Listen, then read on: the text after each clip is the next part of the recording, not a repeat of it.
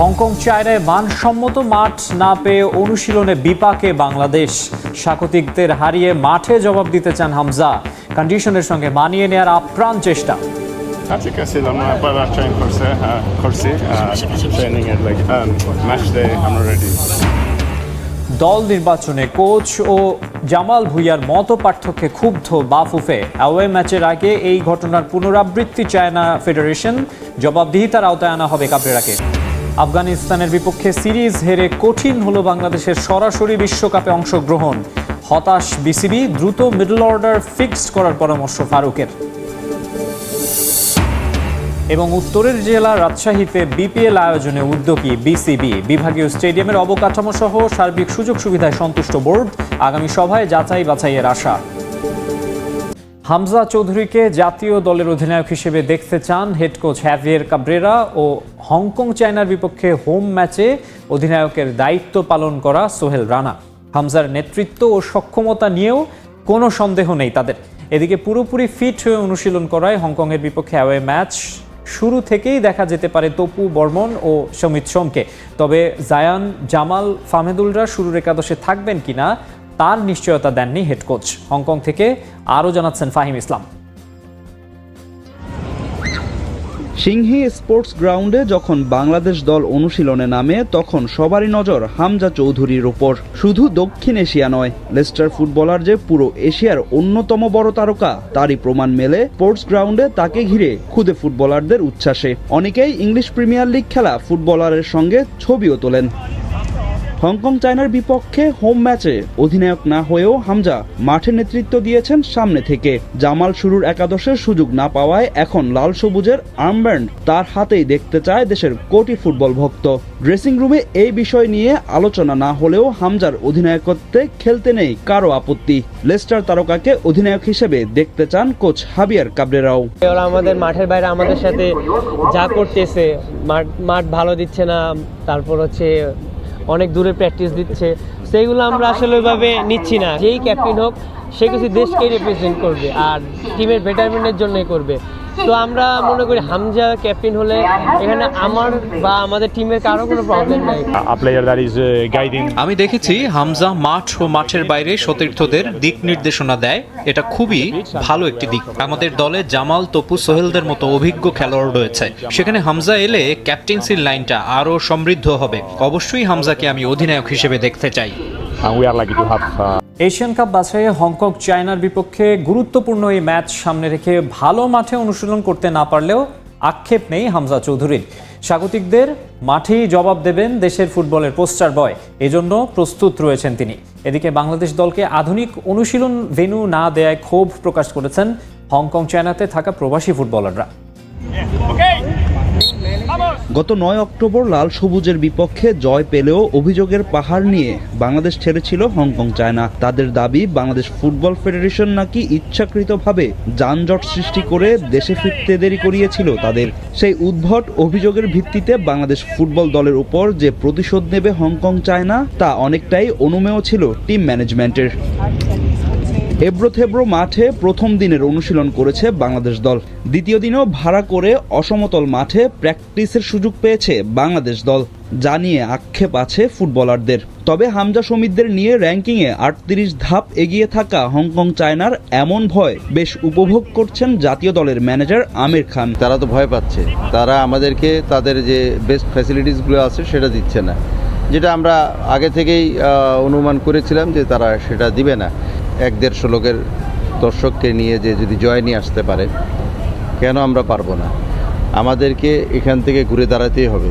তবে মাঠ যেমনই হোক না কেন আপত্তি নেই হামজা চৌধুরীর। ম্যাচের জন্য প্রস্তুত লেস্টার অধিনায়ক। অভিযোগ আছে কিনা আজকের মাঠটা নিয়ে? আজকে ছিলাম আবার ট্রেন করছি ট্রেনিং এর লাগে ম্যাচ ডে আমরা রেডি। অথচ অবকাঠামোর দিক দিয়ে বিশ্বের অন্যতম উন্নত দেশ হংকং চায়না। অত্যাধুনিক সুযোগ সুবিধা সহ মাঠ রয়েছে তাদের, যেখানে খেলেছে ম্যানচেস্টার ইউনাইটেড, আর্সেনাল, ক্রিস্টিয়ানো রোনালদোর আল নাসরের মতো দল। অনুশীলনের জন্য তারা পায় অত্যাধুনিক সব প্র্যাকটিস ভেন্যু। তাহলে বাংলাদেশের সঙ্গে কেন এই অবিচার? পছন্দের ফরম্যাট ওয়ানডেতে দিন দিন অধঃপতন হচ্ছে বাংলাদেশের। শেষ 8 সিরিজের 7টিতেই হেরেছে। এবছর 7 ম্যাচ খেলে জিতেছে মাত্র 1টিতে। সরাসরি 2027 বিশ্বকাপ খেলার সমীকরণ কঠিন হয়ে উঠছে টাইগারদের জন্য। ঘরের মাঠে ওয়েস্ট ইন্ডিজকে হোয়াইট ওয়াশ করতে পারলে উন্নতি ঘটবে র্যাঙ্কিংয়ে। বাংলাদেশের পছন্দের ফরম্যাট ওয়ানডে, তবে এখন তা বলার সুযোগ নেই। পরিসংখ্যানে টাইগারদের অধপতন স্পষ্ট। 2015 থেকে 2022 সাল পর্যন্ত সময়টাতে হারের চেয়ে জয় ছিল বেশি। 2023 থেকে শুরু অবনতি। সে বছর বিশ্বকাপ সহ 29 ম্যাচের 18টিতেই হারে টাইগাররা। 2024 সালে 9 ম্যাচে 6, আর এই বছর এখন পর্যন্ত খেলা 7 ওয়ানডের 6টাতে হেরেছে মেহেদী মিরাজের দল। সবশেষ 8 সিরিজের 7টাতেই হার। একমাত্র জয় শ্রীলঙ্কার বিপক্ষে 2023 সালে ঘরের মাঠে। ঘরে বাইরে আফগানিস্তানের সাথে টানা 3 ওয়ানডে সিরিজ হাতছাড়া করেছে বাংলাদেশ। বিশ্বকাপে সরাসরি খেলা নিয়ে শঙ্কা বাড়ল টাইগারদের। 14 দলের বিশ্ব আসরে 31 মার্চ 2027 পর্যন্ত র্যাঙ্কিংয়ের সেরা 8 দল পাবে বিশ্ব মঞ্চের টিকিট। অন্যতম আয়োজক দক্ষিণ আফ্রিকা সেরা 8-এ থাকলে 9 নম্বর দলের সামনেও সরাসরি খেলার হাতছানি। এই সুযোগটায় চোখ ওয়েস্ট ইন্ডিজ আর বাংলাদেশের। বর্তমানে 80 রেটিং পয়েন্ট নিয়ে ক্যারিবীয়রা 9 নম্বরে। 10 নম্বরে থাকা বাংলাদেশের রেটিং 75। আফগানিস্তানকে শেষ ওয়ানডেতে হারালেও র্যাঙ্কিংয়ের উন্নতি হবে না ফিল সিমন্সের দলের। তবে ঘরের মাঠে ওয়েস্ট ইন্ডিজকে 3-0-তে হারাতে পারলে উঠে আসবে 9 নম্বরে। এই সিরিজটাই এখন গুরুত্বপূর্ণ হয়ে উঠেছে দু দলের জন্য। তবে হোয়াইট ওয়াশ করে এক ধাপ উপরে উঠলেও ধরে রাখা কঠিন, কারণ আগামী বছর সেপ্টেম্বরের আগে কোনো ওয়ানডে নাও খেলতে পারে বাংলাদেশ। ভারতের বিপক্ষে সেই সিরিজ অনিশ্চয়তায়। অন্যদিকে ওয়েস্ট ইন্ডিজের সামনে আছে বেশ কিছু খেলা। অনিশ্চয়তার ঘেরাটোপে বিপিএলের 12তম আসর। ফ্র্যাঞ্চাইজির জন্য আহ্বান জানিয়েছে বিসিবি, তবে শেষ পর্যন্ত ভালো প্রতিষ্ঠান যুক্ত হবে কিনা তা নিয়ে দেখা দিয়েছে শঙ্কা। তবে বিদেশি কোনো ফ্র্যাঞ্চাইজি যে বিপিএলে আসছে না তা নিশ্চিত করেছেন বিসিবির সহসভাপতি ফারুক আহমেদ। বিপিএল গড়ালেও অস্বস্তি কাটছে না। আসর খেলতে এবার ছাড়পত্র পাবেন না পাকিস্তানি ক্রিকেটাররা। শ্রীলঙ্কা একই পথে হাঁটছে। তবে এসব ছাপিয়ে বিসিবির চিন্তায় আইএল টি20। এইটা আমি শ্রীলঙ্কা এক্স্যাক্টলি কোন সময়টা আমি জানি না, তবে that definitely it's a concern. But আমার মনে হয় যদি আইএল টি20 সাথে ক্ল্যাশ না হয় তাহলে আমরা হয়তো ওইটা পূরণ হবে। যদিও পাকিস্তানিরা ডমিনেট করে আমাদের এখানে সবসময়, বাট ওইটা পূরণ করবে হয়তো বা অন্য দেশের প্লেয়াররা। গেলবার বিপিএলের দায়িত্বে ছিলেন ফারুক আহমেদ।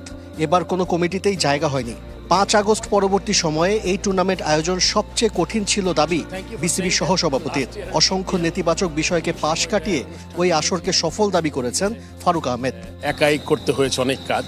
উইকেট, রান আছে, দর্শক ছিল, আমরা সবাই জানি ইট ইজ হিস্ট্রি দ্যাট 12.5 কোটি টাকার টিকিট সেল। সো অনেক পজিটিভ ছিল, বাট যে কোনো কারণেই হোক ওই নেগেটিভিটিটা ঢেকে ফেলেছিল পজিটিভ। হয়তো বা 3টা নেগেটিভ ছিল, 7টা পজিটিভ ছিল, পজিটিভগুলো আলোতে আসে নাই।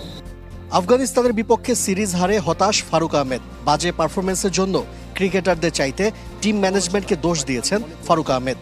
মিডল অর্ডারটা নিয়ে আমরা আসলে ঠিক টিম ম্যানেজমেন্টও বুঝতে পারছে না এক্স্যাক্টলি কার পজিশন কি, কোথায় আমরা ট্রাই করব, কাকে, অ্যান্ড কার ভিতরে কি আছে, এই জিনিসটা আমরা আসলে। Plus at the same time কিছু প্লেয়ার আবার আউট অফ ফর্ম হয়ে গেছে। আশিক রুদ্র, চ্যানেল 24, সিলেট। নারী বিশ্বকাপের খবর জানাবো। কাল বাংলাদেশের চতুর্থ ম্যাচ। দ্বিতীয় জয়ের সন্ধানে দক্ষিণ আফ্রিকার বিপক্ষে নামবে টাইগ্রেসরা। বিশাখাপত্তনমে